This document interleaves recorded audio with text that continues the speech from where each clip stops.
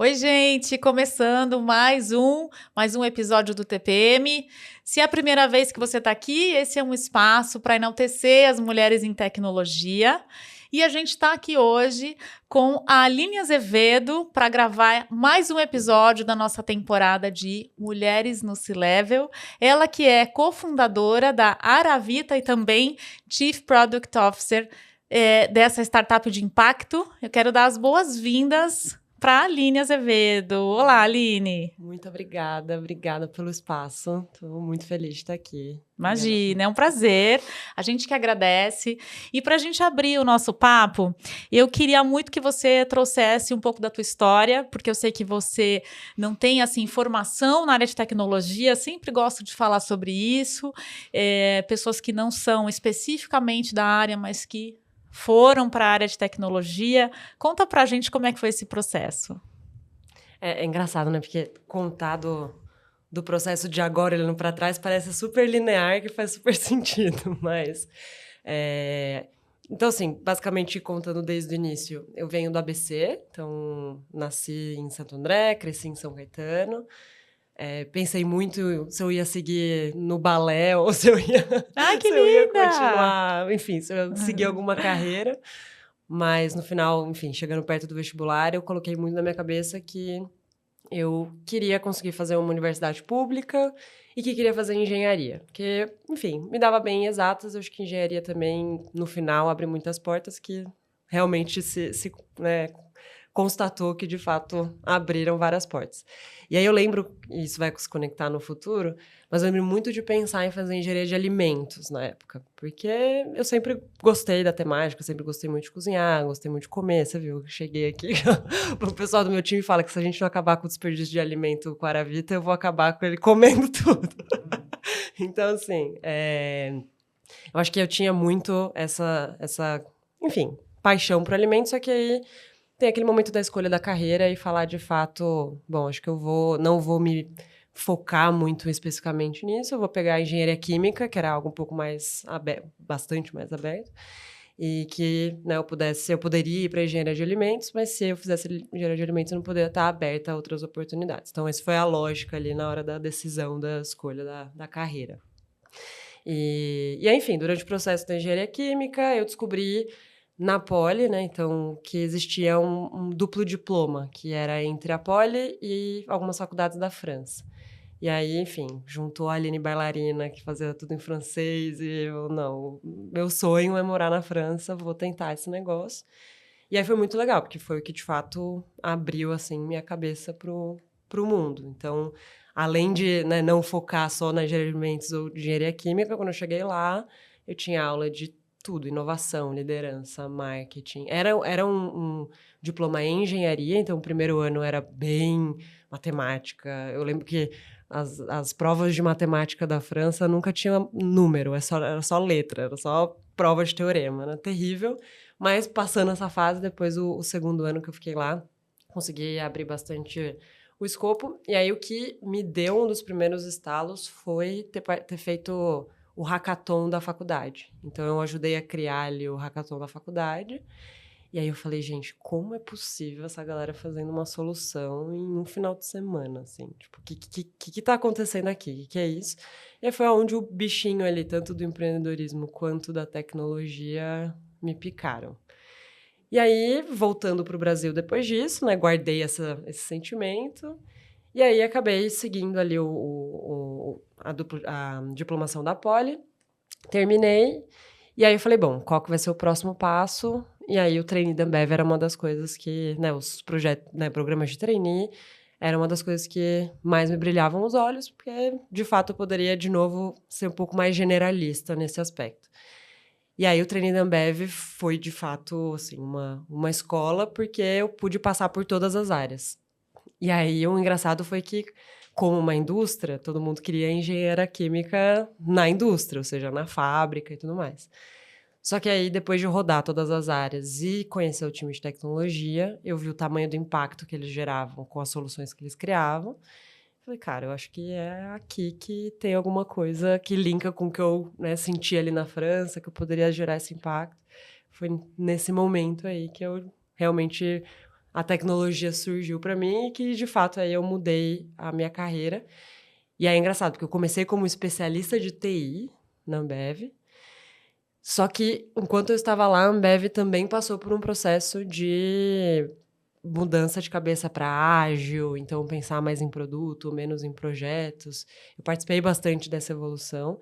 E aí, junto com, né, a Ambev ficando madura sobre esse assunto, eu também fui ficando e falando, não, beleza, acho que tem alguma coisa interessante sobre essa história de criar um produto, né, olhar de forma não só através de especificação funcional, gráfico de Gantt, essas coisas, e realmente olhar para a proposta de valor, usuário, quando que isso gera impacto no business. E aí que começou também essa questão de olhar mais de novo para produto. Então aí foi aí que minha carreira realmente virou. Se transformou, né? Uhum. E você acha que essa atuação numa gigante desse setor de alimentos e bebidas como a Ambev colaborou também para a sua decisão de empreender nesse setor que hoje você tem, né, a Aravita? Eu acho que, olhando em retrospecto, também faz bastante sentido, porque, assim, quando eu estava na Ambev, sim, tinham soluções que a gente desenvolvia, a gente, né? A gente tem esse costume de já sair de lá, mas a Ambev não sai da gente. Mas que a Ambev desenvolvia. Mas tinha muita solução que a Ambev contratava de outras empresas. Então, eu conheci muitas startups nesse meio do caminho. Então, startup de tirar foto de gôndola para saber o quanto que a Ambev, né, os contratos de trade realmente estavam sendo cumpridos. Startup de análise de dados, de venda ali do PDV, de realmente o quanto que a Ambev estava vendendo versus os concorrentes. Então, eu via que tinha uma oportunidade gigantesca de mercado, né, de realmente venda para a indústria, e especificamente em supermercados. Então, quando eu entrei, né, de fato, entrei no trainee, escolhi tecnologia, eu fui para a área de tecnologia para supermercados. Então, foi nesse momento em que realmente eu falei, não, o pessoal é muito, muito bom de gerenciar a venda e de, né, realmente colocar o produto da indústria na mão do consumidor, mas do ponto de vista de tecnologia tem bastante carência. Então, tem ali, sim, uma pontinha de relação com a Aravita e, lógico, ser apaixonada pelo varejo, por supermercado, que realmente o que eles fazem ali no dia a dia para colocar o produto da mão da indústria ou do produtor, que é mais o nosso caso, na mão do consumidor, é uma mágica. Então, Com certeza.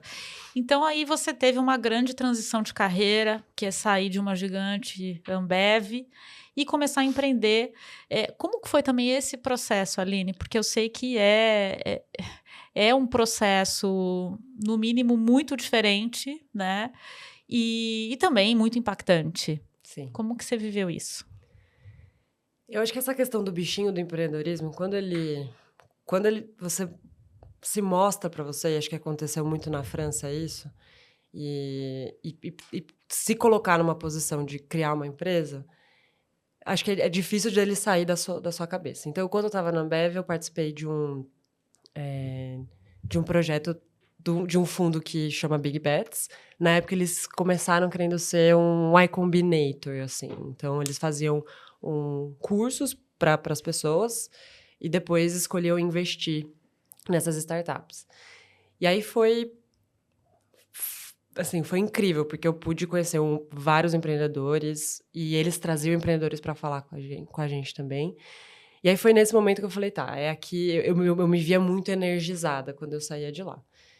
E aí o que aconteceu foi, quando eu estava na Ambev, acho que foi, de novo, uma escola gigantesca, e aí eu parei e falei, tá, eu acho que o trekking na Ambev, querendo ou não, é você seguir uma carreira corporativa.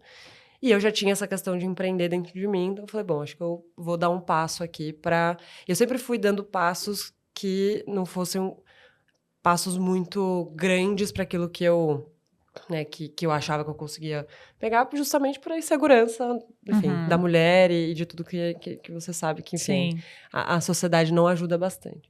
Então eu falei, bom, acho que o próximo passo que eu posso dar é sair de uma grande corporação e ir para uma startup, que foi quando eu fui para a Loft. Né? Então, eu falei, bom, eu vou encontrar uma startup em que eu possa aprender mais sobre produto, em que eu possa aprender mais sobre tecnologia, para depois, talvez, dar o passo do empreendedorismo. Então, eu realmente fui indo numa escalinha, né, de mundo corporativo para uma startup que, enfim, não era... Quando eu fiz a entrevista para a Loft, eram só 150 pessoas. Quando eu entrei, já eram 300, que eles estavam crescendo muito rápido. Então, foi uma experiência gigantesca, né, ter estado na Loft também, para ir ter um pouco mais de noção do que era, de fato, o empreender, que, né, a experiência que eu tinha tido tinha sido muito distante. Então, eu quis também entender o que era esse espaço. E aí, estando na Loft, de novo, os projetos que eu me via mais energizada, que eu gostava mais, eram os de intraempreender. E aí, foi um momento que eu experimentei bastante isso e, de novo, sou muito grata à Loft também, porque eu consegui, por exemplo, a gente tinha um produto lá dentro em que a gente usava para poder fazer a análise dos documentos dos apartamentos para a Loft comprar, porque ela tinha um business de compra de apartamento, depois reformava e vendia, né, lá no começo. Aí veio pandemia, veio uma série de mudanças, eles falaram, não, vamos ter que mudar desse modelo para marketplace. Aí eu peguei esse produto, que era um produto interno, para os nossos advogados analisarem, e comecei a vender para corretor, para os apartamentos que os corretores iriam vender. E aí foi incrível, porque assim, a gente virou o produto muito rápido, fizemos um MVP super rápido, começamos a colocar a estratégia de qual o canal que a gente vai vender, quem é o nosso principal consumidor, como é que a gente vai comunicar, como a gente vai receber esse lead, como é que a gente vai... Então, a gente foi construindo realmente uma esteira de uma startup. E aí foi incrível, porque aí a gente colocou esse produto na rua, e em 20 minutos a gente teve 60 leads de corretor. Nossa. Começou a vir, enfim, crescer esse produto, e aí eu falei, tá, acho que tem mais um check de que eu gosto de fazer essa coisa, de olhar para um todo, de começar a tirar alguma coisa do zero, pensar numa inovação. E aí, no final, ali, no meio de 2022, que eu parei e falei, tá, acho que chegou a minha hora de empreender. Depois, né, de ter ficado todo esse tempo aqui, aprendido bastante e checado com outras pessoas do mercado também. E aí foi o momento que eu falei, é agora que tô pronta, né? Você nunca tá pronta, mas que eu quero dar esse passo. E a minha pergunta foi muito nesse sentido, para te conhecer um pouco melhor, entender se foi um passo planejado, né, que você sonhava e planejou esse movimento, ou se foi muito também de aproveitar uma oportunidade, né? Às vezes tem isso, né? Você não se imagina empreendendo, mas às vezes a rede de contatos e aparece uma oportunidade que te leva para isso, né? Mas eu entendo que você me parece ser uma pessoa que planejou bem esse processo, né? É o que eu te falei, assim, eu acho que contando em retrospecto parece que foi tudo mais linear, mas foi uma chuva de emoções, assim, porque no final, por exemplo, e acho que foi ter aproveitado de uma oportunidade, por quê? Porque o que aconteceu foi que nesse momento que eu falei, quero empreender, eu já tinha algumas ideias, né, durante a pandemia, com um monte de tempo livre, a gente desenvolveu algumas ideias, eu e, enfim, uma pessoa que morava comigo. Tinha a ver com comida, tinha a ver com desperdício, mas era um modelo para fazer dentro de condomínio, algumas refeições. E era bem complexo o business de realmente crescer. E aí, o que aconteceu foi que, nesse momento que eu estava, em 2022, falando, beleza, chegou a hora de empreender, eu entrei em contato com alguns fundos que tinham até... na realidade, o trigger foi um fundo veio entrar em contato comigo para eu conversar com 2 empreendedoras para começar um negócio. E, na verdade, entrar como primeira pessoa de produto no negócio delas. E, assim, elas são incríveis, Paula e Luísa da Curi. Só que tinha essa coisa minha que eu queria muito trabalhar com comida e que tivesse algum tipo de impacto, de alguma forma, né, ambiental e social. E aí, nessa procura, eu falei com alguns fundos, voltei a falar com o Big Bets lá daquele curso. E aí, eles me apresentaram os meus 2 sócios, o Marco e o Bruno, que já estavam, né, cozinhando ali, para usar o termo da comida, a Aravita. E aí, quando eu cheguei lá, era com comida, impacto, né, ambiental e social, com supermercados, que eu tinha toda aquela bagagem da Ambev. E foi assim, parece que a história foi feita para a gente se conhecer. Então, foi, de fato, no final, aproveitar uma oportunidade e falar, tá, é isso, é agora, com 2 pessoas que têm muito mais experiência também. Então, os 2 já empreenderam e já tiveram, enfim, negócios antes. Então, aquela coisa da insegurança, eles também me abraçaram muito e falaram, cara, vamos, cara, é um vício horrível de linguagem, mas enfim, vamos juntos e aí estamos juntos cofundando a Aravita. Então, teve um pouco de tudo, assim, Muito no bom. final. Não, muito legal. E é interessante porque você comentou já, e a gente já vai falar da Aravita para o pessoal conhecer também, mas sendo uma startup de impacto, né, a gente sabe através de um relatório do Sebrae que para essas startups existe um número grande até, expressivo de mulheres na liderança. E eu sei também que você tem, né, ações junto com outras mulheres, através da Endeavor. Queria que você trouxesse também esse tema que eu acho que é muito importante e a gente sempre traz aqui no TPM. Né? Então, como é que você vê a importância da liderança feminina nas startups e quais são aí os projetos que você tem hoje que colaboram também com outras mulheres na liderança? Eu acho que tem essa coisa da mulher de querer resolver tudo, né? De ser a mãe, a profissional, a amiga, e acho que, querendo ou não, pra gente é muito difícil escolher uma carreira e pelo menos pra mim, não posso falar por todas, mas como eu vejo, escolher a carreira e não poder abraçar outras causas e poder ir levando mais gente junto com você. Então, acho que isso talvez explique um pouco dessa questão do dado do Sebrae, de mulheres abrindo mais empresas de impacto. E eu acho que é justamente sobre, na linha, né, desses projetos e desses grupos, eu acho que é muito sobre isso. Especialmente no mundo de empreendedorismo, a gente é bastante sozinha. Então, eu estava agora no evento em Riad, lá na Arábia Saudita. E eu fui uma das poucas startups que foram, que é um evento mais, né, focado para investidores, e eu acabei ganhando uma competição de pitch no Rio, né, que eles fizeram uma versão desse evento no Rio, e aí eles me convidaram para ir. E era muito engraçado, porque várias vezes eu parava e olhava para o lado e eu era a única mulher. Então, assim, eu acho que ter essas redes de apoio e ter mais mulheres puxando a gente para poder crescer junto é fundamental. Então, acho que hoje eu tô pelo menos uns 4 grupos de mulheres empreendedoras que, enfim, tem um que é a Bruna e a Mari, inclusive casadas e vão ter um filho agora. E são as fundadoras da GUP, que inclusive surgiu, a Maria e a Bruna são da Ambev. Então elas têm a máfia do Moscatel, que, né, acho que nem sei, mas já perdi a quantidade de mulheres que tem no grupo. Mas, assim, é um grupo gigantesco, que se encontra com uma certa frequência. Elas trazem conteúdo de fora. É um espaço de... Nossa, eu já chorei não sei quantas vezes nos encontros dela. Isso é muito legal, né? É um Esse espaço, acolhimento. exato, um espaço de realmente ser ouvida. E acho que eu percebi que você não está sozinha, porque é uma jornada complicada. Assim, são trazidos dados que você fala, gente, se fosse um homem, talvez, né, levantando investimento para essa empresa, eles não estariam fazendo todas essas perguntas. Interessante Então, essa visão, né, Aline? Então, é bem difícil. E acho que o caso da Endeavor foi um caso bem especial. A gente foi escolhido como Scale Up Endeavor, né? Então, um programa que eles têm. E aí, novamente, né, poucas mulheres, apesar que nesse caso acho que tinha cerca de 30% ou 40% de empresas que eram fundadas ou cofundadas por mulheres.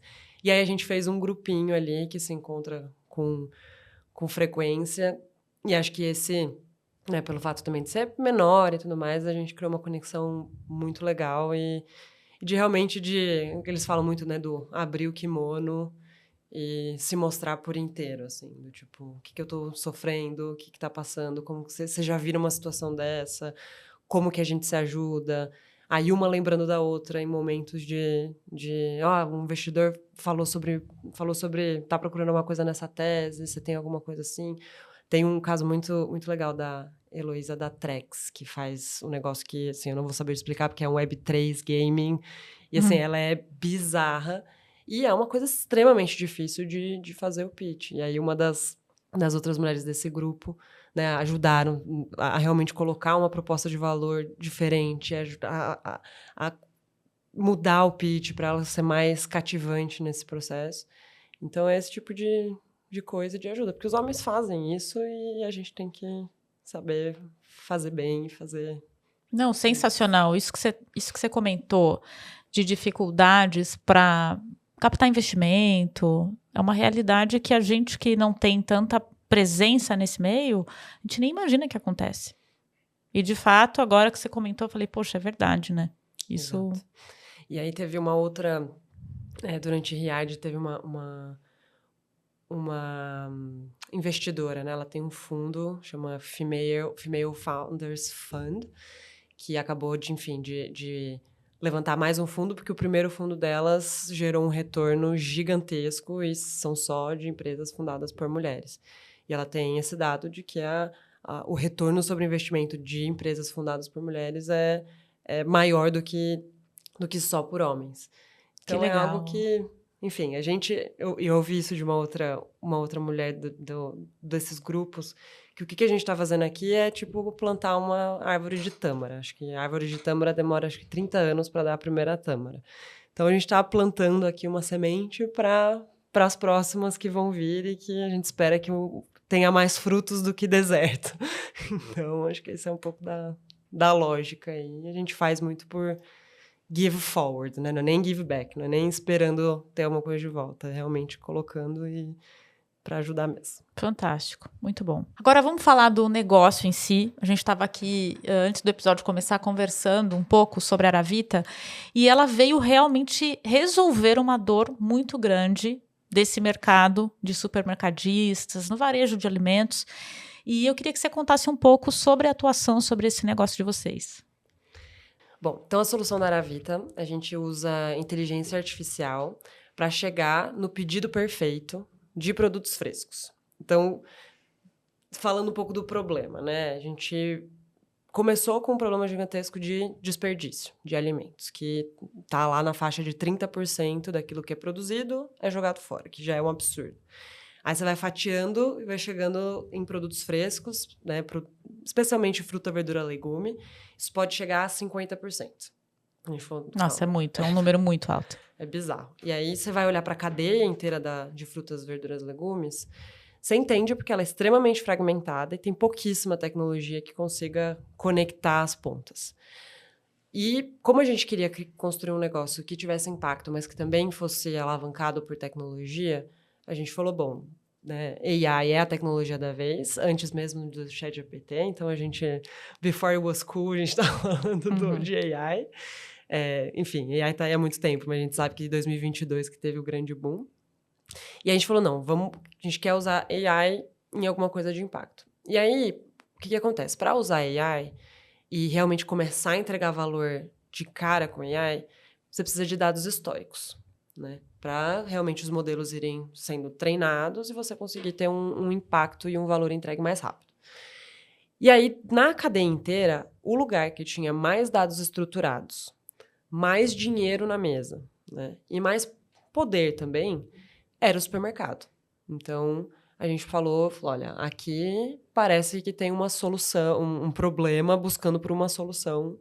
E aí, quando a gente foi conversar com, né, donos de supermercado, donas de supermercado, diretoras, hoje, né, diretoras, porque é a nossa principal champion lá do São Marché, Eliane, maravilhosa. Então, a gente conversou com muita gente. E aí, a gente chegou e falou, tá, tem um problema gigantesco econômico, dinheiro na mesa.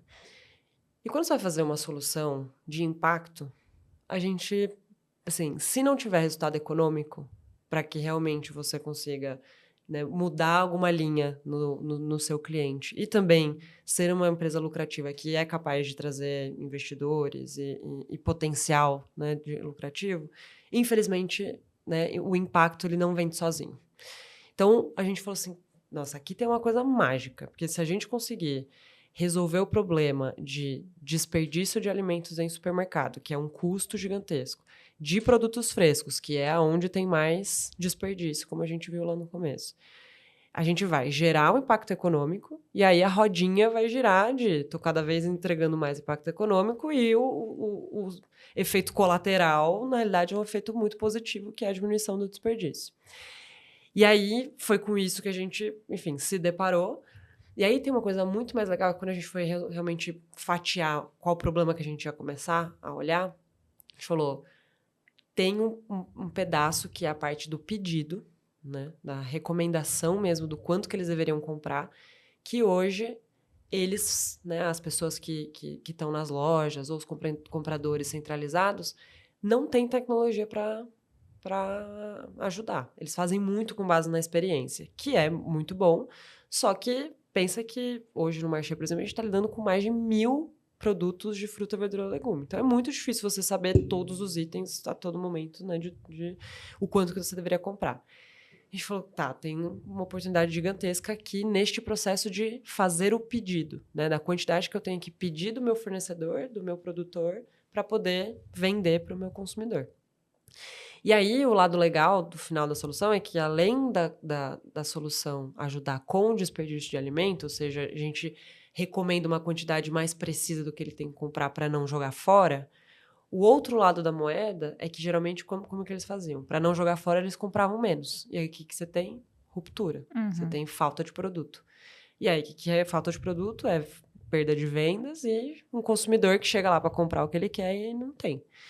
E aí, você olhando para esses dois pontos, você vira e fala, tá, tem mais um impacto econômico que a gente consegue Com certeza, trazer. você impacta toda a cadeia, né? Porque você também poderia comprar mais desse produtor e aí você deixa de comprar justamente porque tem, né, esse receio e não tem tecnologia, então vai muito na base do humano ali. E aí você citou um negócio muito legal, porque assim, hoje a gente fatiou e chegou no supermercado, mas falando justamente desse ponto do como que o fornecedor se prepara para vender para o supermercado, como que o produtor se prepara para vender para o supermercado. Então, o grande sonho da Aravita é que a gente consiga, de fato, organizar essa demanda e aí chegar para o produtor e falar assim, você deveria estar plantando abobrinha e não chuchu.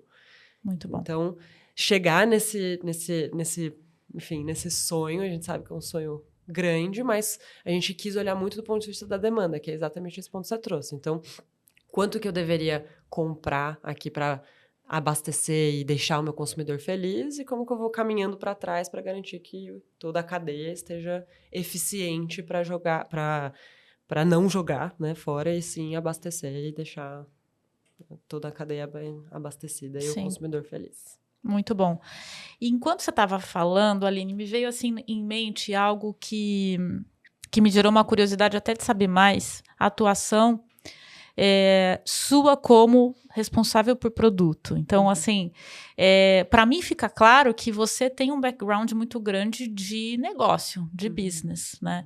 Às vezes a gente olha essa posição, e eu falo isso pensando nas pessoas que estão na área de tecnologia e querem ir para produto, a gente tem uma visão de, poxa, eu preciso entender 100% de algoritmo e como funciona, né, essa parte técnica, mas na verdade tem muito dessa questão de negócio, de estratégia.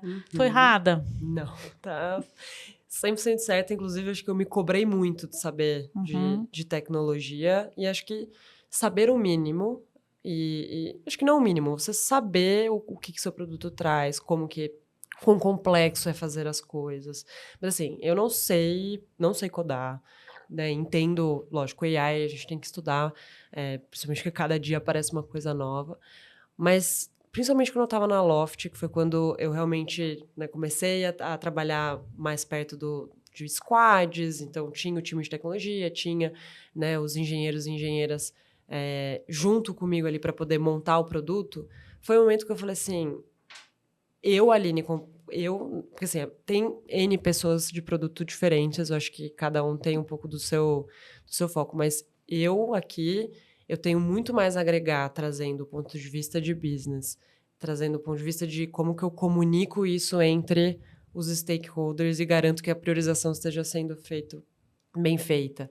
Que eu trago o ponto de vista do usuário muito forte, junto com o time de design, e deixar para o time técnico saber qual que é a melhor forma de fazer. Então, eu falo, né, muito o que, do ponto de vista, né, da onde a gente tem que ir, mas o como, assim, eu nunca vou chegar no nível que essas pessoas vão chegar, né, estão, no caso, já para começar, que é o caso da Aravita. Então, o Marco hoje é o CEO, eu sou produto e operações, porque eu também sempre tive muito desse lado de criar tecnologias que empoderem operações e como operações também traz para tecnologia, para produto, e o Bruno é o CTO.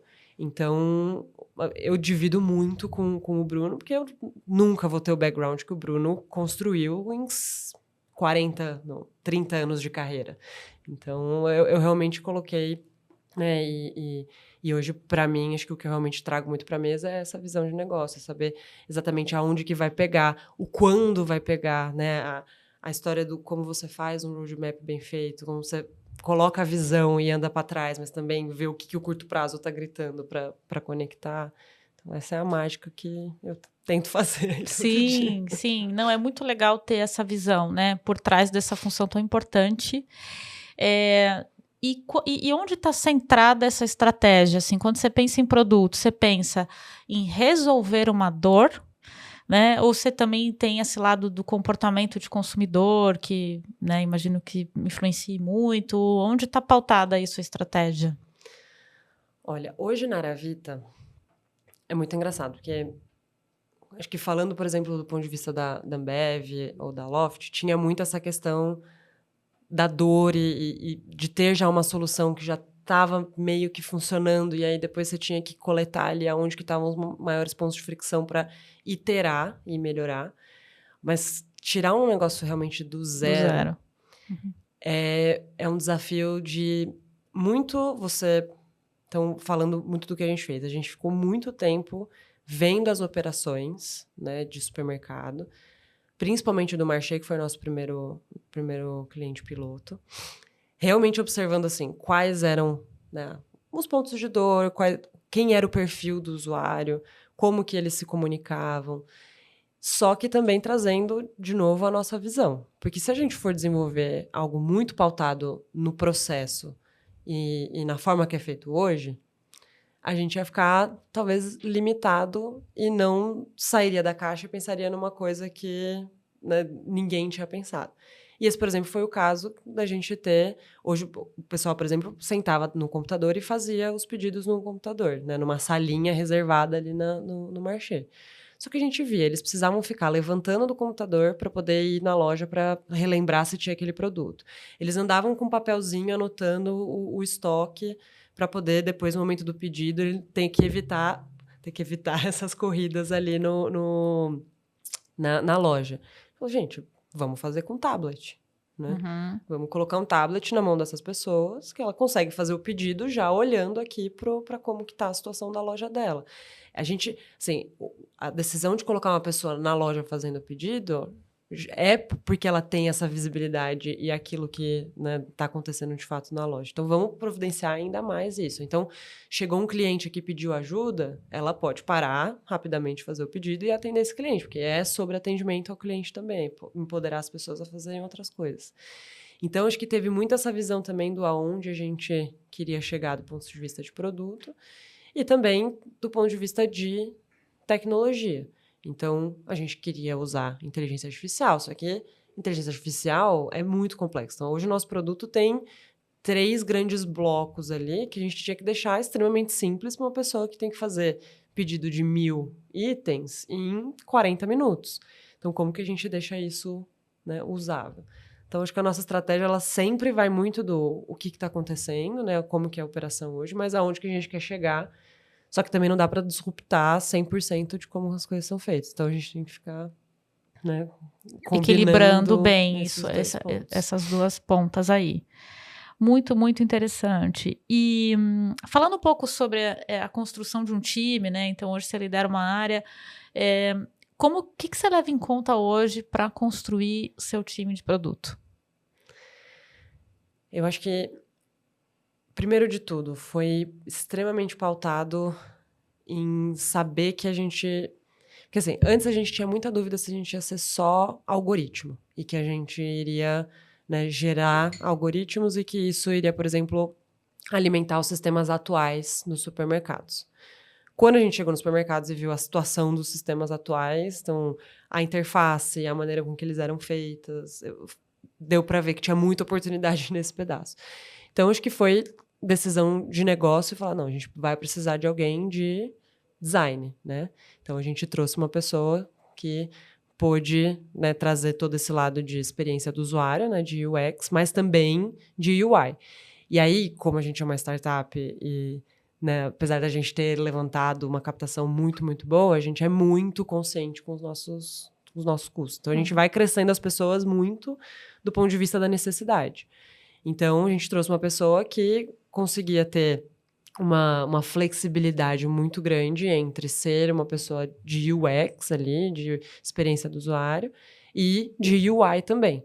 E hoje a gente acabou tendo a sorte ali de encontrar. E aí, eu acho que uma das coisas que também foram muito importantes na Aravita foram indicações. Então, ter um network, né, de pessoas sabendo que a gente está querendo contratar alguém. Essa designer, por exemplo, veio de uma indicação de uma das pessoas, né, dos nossos investidores. E é uma mulher maravilhosa, a Maria. Quem indicou foi a Débora. E aí a Maria fez Cognitive Science em Yale. Então a gente falou, tá, essa pessoa vai conseguir, né, navegar nessa complexidade. Então foi, né, acho que exatamente nesse ponto do ter a necessidade do business, ter uma indicação, né, de pessoas de confiança, sabendo que a gente precisava dessa competência, e uma pessoa flexível, acho que, né, sabendo que a gente está numa fase de muita descoberta, então sendo bastante polivalente ali. Acho que passando para... Hoje o meu time, a gente tem 4 pessoas, e aí a próxima pessoa que a gente também surgiu de uma questão... Na verdade, a gente nem tinha vaga aberta, tá? Apareceu um currículo pra gente e a gente falou, tá, essa pessoa aqui tem um histórico de supply chain absurdo, que ninguém da Aravita tinha. Ele participava dos fóruns de saber aonde que iriam ser plantados sementes de produtos frescos. A gente falou, não, acho que tem alguma coisa aí. E assim, muito bem recomendado também. E aí, enfim, o Ronaldo, que agora acabou de ter um filho maravilhoso, Bentinho. E aí o Ronaldo veio para ser a nossa pessoa de supply chain ali, de realmente trazer o conhecimento de supply chain e de outros produtos de supply chain e analytics. Então, hoje, uma grande parte do produto da Aravita também é entregar análises e identificar oportunidades fora do nosso produto core ali. Então, a gente trouxe essa pessoa e hoje ela também, né, montou o escopo, né, da vaga dela. A gente trouxe uma pessoa brilhante que foi capaz de construir ali e trazer valor. E as 2 últimas são 2 estagiários maravilhosos. Que legal. Que também vieram de indicação. Então, a gente foi crescendo muito desse ponto de vista, de identificar a necessidade e receber a indicação, parece que também na hora certa, encaixar muito bem. E do ponto de vista de tecnologia, aí é muito mais com o Bruno, teve também uma grande parcela de indicação, mas a gente também precisou bastante de headhunter. Porque AI no Brasil, inteligência artificial, então é algo que está crescendo e a gente precisou, assim, de muita ajuda para realmente pegar pessoas que já tinham um histórico, já tinham trabalhado com alguma coisa parecida, né, que tinham um pouco mais de profundidade no tema. Então aí a gente precisou, dado que, né, a gente estava com o braço curto, aí nessas horas a gente também precisa de ajuda de outras ferramentas para chegar no objetivo que a gente precisava. Sim, mas eu vejo que, assim, essa questão do networking para vocês é algo que tem muito valor, né? Nossa. E eu imagino que seja também algo que facilite muito de reduzir ali o tempo de onboarding dessa pessoa, né? Então a entrega também é mais rápida. É um caminho que vocês escolheram aí para montar o time, né? Com certeza. E assim, uma das coisas que a gente mais tem de asset ali, né, de realmente diferença, eu acho que de outros empreendedores, é a rede, né, que a gente construiu. Acho que principalmente o Marco, ele foi Endeavor, então ele praticamente trouxe a Endeavor ali pro Brasil, é mentora, sei lá, há mais de 20 anos. E muito nessa linha do give forward ali, ele faz muito isso, realmente, de ajudar as outras pessoas. E aí, manter essa rede também muito ativa. Então, ele consegue sempre conectado, tipo, acho que temos essa necessidade, acho que essa pessoa consegue me ajudar, deixa eu ver se ela tem uma indicação. Então, o poder da rede, eu acho que esse foi o meu primeiro grande aprendizado, assim, de Aravita. Acho que isso, tanto do ponto de vista de aquisição de talento, quanto do ponto de vista de levantamento, né, de levantamento é bom, de levantar capital. Agora também do ponto de vista comercial, porque a gente implementamos no Marché, estamos com o segundo cliente, agora crescendo para próximos clientes, então também muito importante nesse aspecto de realmente como a gente vai trazer novos clientes, então para a gente foi assim, imprescindível. Eu não sei o que seria a Aravita sem esse poder da rede. Uhum. Então, vamos trazer aqui algumas habilidades. Você falou da flexibilidade, acho que isso ficou claro, né? De ter flexibilidade para atuar na área de TI nas diversas frentes. Quais outras habilidades você poderia trazer para esse profissional? Olha, acho que essa pergunta, ela me fez refletir, assim, porque acho que como a gente está construindo o time, construindo o produto, tudo ao mesmo tempo, acho que, sim, flexibilidade com certeza e saber qual que é a prioridade do momento. Tava fazendo isso, aí agora apareceu alguma coisa que, infelizmente, é mais urgente, vou ter que parar aquilo que eu tava fazendo, mas, por exemplo, eu, do ponto de vista de líder, quando eu vou, por exemplo, falar, acho que você precisa ser flexível do ponto de vista de realmente mudar o que a gente estava priorizando para focar para isso, eu faço o máximo possível para poder comunicar de, olha, a gente está mudando de A para B pelo motivo A, B, C. Você concorda? Tem algum ponto? Tem alguma coisa de despriorizar o outro? Algum risco que a gente não está enxergando? Então, realmente comunicar. Acho que comunicação é o segundo. Então, hoje, por exemplo, a gente tem muita coisa de longo prazo que a gente está pensando, muita coisa de débito técnico que a gente criou e que a gente quer deixar a plataforma, né, escalável, porque AI você faz uma brincadeirinha e o custo já aumenta 10 vezes. Então, tem que pensar bastante em escalabilidade. Tem os problemas de curto prazo que aparecem da loja usando ali, que de alguma forma parece que a gente... Então, comunicar e pedir ajuda é um negócio que a gente tem cada vez mais reforçando para o time. Saber o problema que você está enfrentando. Então, olha, estou com um problema de priorização. Não sei qual tarefa é a mais importante de eu pegar agora. Me ajuda. Ou então, encontrei tal problema enquanto eu estava fazendo essa outra tarefa. Devo ou não devo parar para resolver esse problema? Então, muitas vezes eu acho que as pessoas assumem que elas têm que saber a resposta, só que a gente, assim, muitas vezes surgem perguntas no meio da nossa... A gente tinha tanta certeza, mas alguém do time traz uma pergunta que fala, gente, nunca pensei nisso. Acho que talvez a gente tenha que mudar o rumo por você ter comunicado essa coisa que a gente... Os unknowns, né? Que a gente não sabe, que não sabia. E aí a comunicação ajuda muito isso.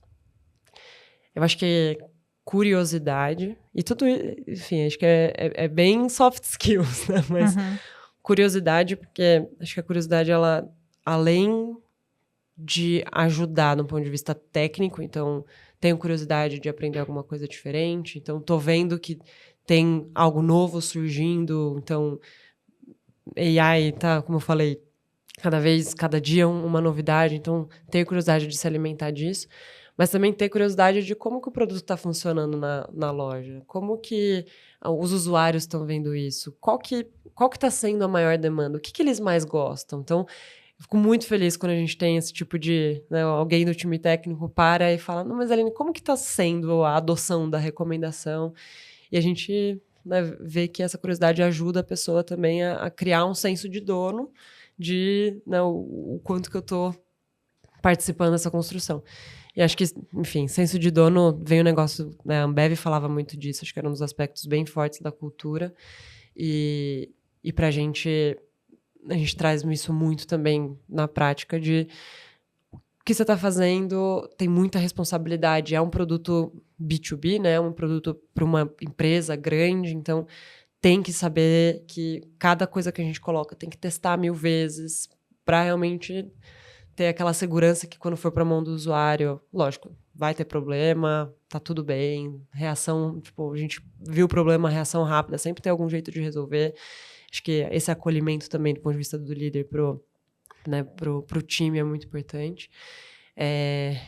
E acho que eu tô sendo longa demais, mas acho que por último também uma coisa que, conectando de novo com a Ambev, mas é o foco em resultado. Porque acaba que tecnologia, às vezes, tecnologia, produto e design, às vezes a gente fica muito preso no processo, né? Do tipo, o processo de discovery, o processo de desenvolvimento para poder chegar no melhor algoritmo, porque refinar para a gente conseguir ter uma melhor métrica da previsão de demanda.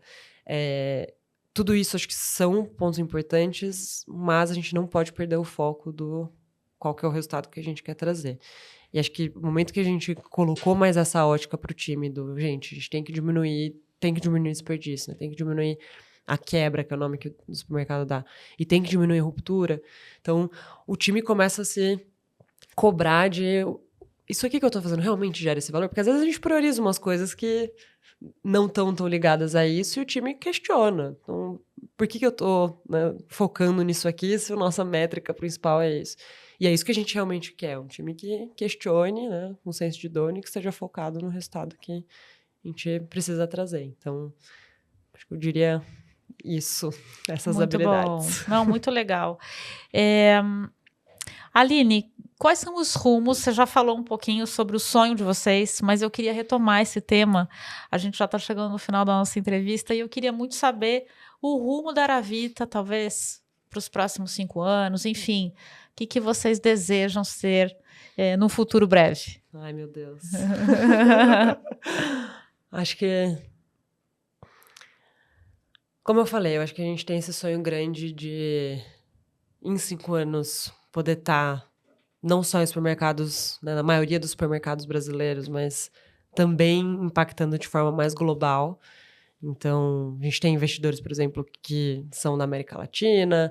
A gente sabe que é um problema que não acontece só no Brasil. Então, eu estava lá em Riad e trazendo o problema da Aravita, eles importam 80% do que eles consomem e desperdiçam muito. Nossa.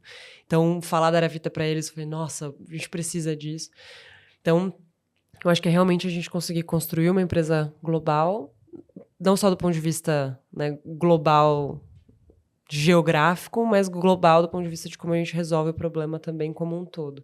Então, hoje a gente está fatiando, porque startup precisa ser focado, precisa conseguir atacar o problema para conseguir, né, crescer, mas acho que essa vontade de subir na cadeia, começar, de fato, a resolver o problema de comunicação, de como que esses dados fluem de forma mais rápida e eficiente para o começo da cadeia, que a gente acredita que hoje o desperdício ele faz com que o produto, né, seja cada vez mais caro, né, às vezes com uma má qualidade, o que proíbe o acesso de muitas pessoas a esse alimento fresco, que é o mais nutritivo, e você acaba tendo, né, o problema da insegurança alimentar, que, né, no Brasil hoje está afetando quase 30 milhões de pessoas. Então, acho que essa missão de realmente a gente conseguir tocar nesse aspecto do desperdício, né, que tem o aspecto ambiental, mas para mim, pessoalmente, o social me move muito, é realmente a gente saber que a Aravita ajudou a construir um mundo melhor. Essa era a minha próxima pergunta para a gente fechar. Assim, eu queria também conhecer a tua motivação pessoal, estando à frente desse negócio. Eu acho que, bom, do ponto de vista pessoal, acho que eu comentei um pouquinho, mas essa temática de desperdício, fome e como isso nos distancia da dignidade, ver pessoas passando fome, acho que mexiam comigo desde muito pequena. E de novo, como é engraçado como as coisas se conectam na vida e acho que hoje eu já sou muito orgulhosa, né, de onde eu tô e do que a gente está construindo. Eu acho que, de novo, eu quero poder, né, como a Aline, né, falar pro, enfim, filhos, netos, amigos, enfim, que a gente conseguiu gerar um impacto importante do ponto de vista ambiental e especialmente social. E acho que, voltando ao aspecto realmente de mulheres, né, no C-Level, ver cada vez mais mulheres nessa posição. Se não for na posição de C-Level, seja na posição que elas quiserem, de realmente se empoderar da vida delas e a gente se apoiar e criar as tâmaras lá, como eu falei. Ai, muito lindo. Muito bom, eu quero te agradecer imensamente. Fiquei muito feliz de conhecer mais da Aravita, esse projeto lindo que vocês estão construindo. Parabéns também pelo seu legado, tanto no seu negócio quanto nessa rede de mulheres. Quero te agradecer muito pela sua participação hoje aqui no TPM. Muito obrigada, fiquei muito feliz, Priscila. Gostei muito, muito, muito do convite. E é isso, vamos mulheres, que a gente precisa nos apoiar e chegar mais longe. Obrigada e parabéns pelo canal novamente. Obrigada. Obrigada a você também que nos acompanhou nesse episódio e aguardem os próximos aí que vem muita coisa boa.